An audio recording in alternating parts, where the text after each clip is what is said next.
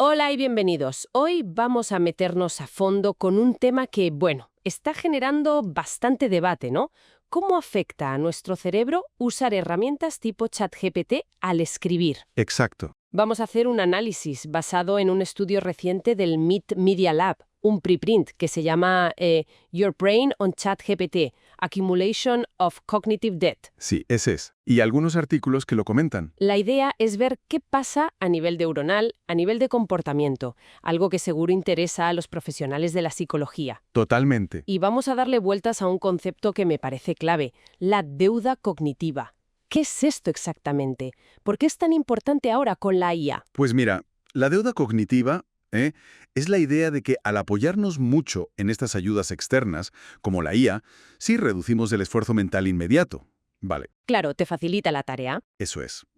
Pero podríamos estar, digamos, hipotecando nuestra capacidad futura para pensar por nosotros mismos, para activar nuestras propias redes neuronales. Es como si generáramos una deuda de capacidad cognitiva. ¡Ostras! Suena potente. Un poco inquietante, ¿no? Un poco, sí. Pues vamos a entrar en el estudio. Usaron electroencefalogramas, EEG, mientras la gente escribía. ¿Qué fue lo más gordo que encontraron? Pues el hallazgo principal, y la verdad es que bastante claro, fue una reducción sistemática de la conectividad neuronal según aumentaba la ayuda externa. Conectividad neuronal. O sea, cómo hablan entre sí las distintas partes del cerebro. Exacto. Lo midieron con una métrica, la DDTF, y vieron que el grupo que escribía sin ayuda, solo cerebro, tenía las redes neuronales más fuertes, más amplias. Vale, lógico. Luego, el grupo con un buscador. Ya mostraba una conectividad intermedia. Hablamos de entre un 34 y un 48% menos que los que iban solos. Ya es una bajada considerable. Sí, sí. Pero es que el grupo que usó un LLM, un modelo grande de lenguaje tipo ChatGPT, ahí la conectividad era la más débil. Hasta un 55% menos. Un 55%, madre mía. Eso es más de la mitad. ¿Y qué nos dice eso? ¿Qué implica para el cerebro? Pues sugiere, de forma bastante clara, que hay un menor esfuerzo mental profundo. Parece que la red es clave para cosas complejas, como entender el significado a fondo o tener ideas originales, se activan mucho menos. Mucho menos. Es como si el cerebro dijera, esto que lo haga la máquina. Alivias la carga ahora, pero a costa de no entrenar esas redes tan a fondo. Vale, entiendo. El cerebro, digamos, se relaja más, pero ¿eso se nota en algo más práctico? O sea, ¿afecta a la memoria, a cómo sentimos lo que escribimos? Totalmente. Las consecuencias se vieron y mucho. En la memoria, por ejemplo, el grupo del LLM tuvo una dificultad enorme para citar frases de sus propios textos, minutos después de escribirlos. ¿En serio? Sí, sí. En la primera sesión, un 83,3%, casi todos, tuvieron problemas.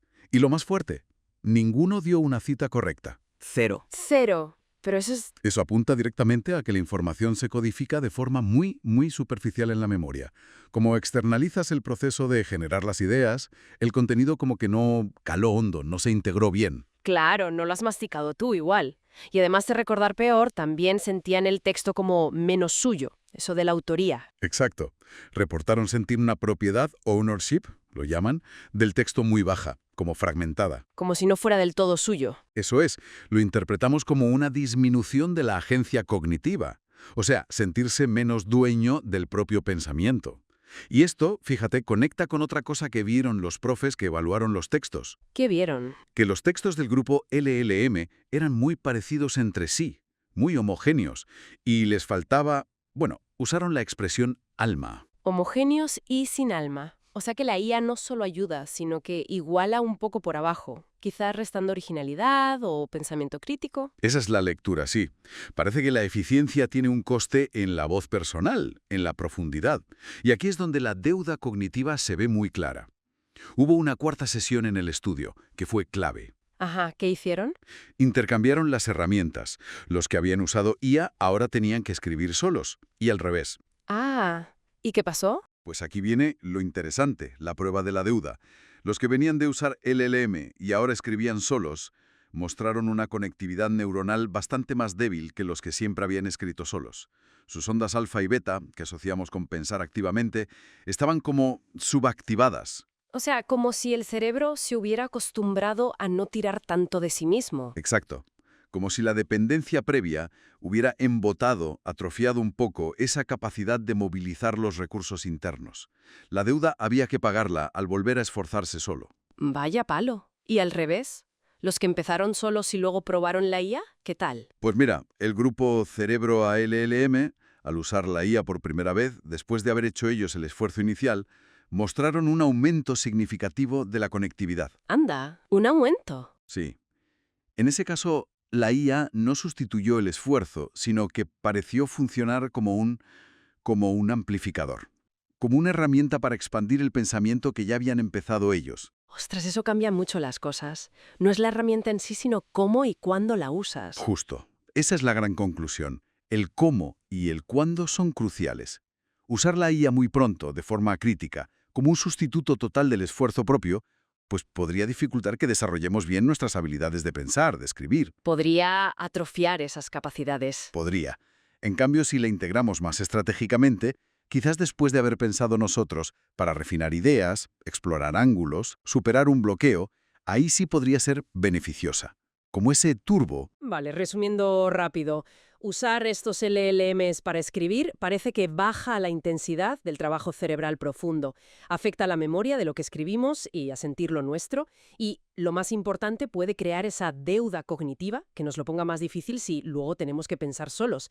Pero usarla después de pensar podría potenciar. Exactamente.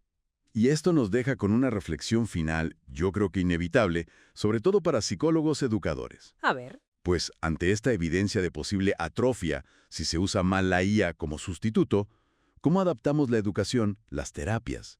¿Cómo fomentamos un desarrollo cognitivo fuerte, con pensamiento crítico de verdad, con creatividad, en un mundo donde la IA va a estar por todas partes? ¿Está cambiando lo que significa aprender o pensar? Preguntas muy de fondo para seguir dándole vueltas. Muchas gracias por este análisis tan detallado. Un placer. Y a todos, gracias por escuchar. Hasta la próxima.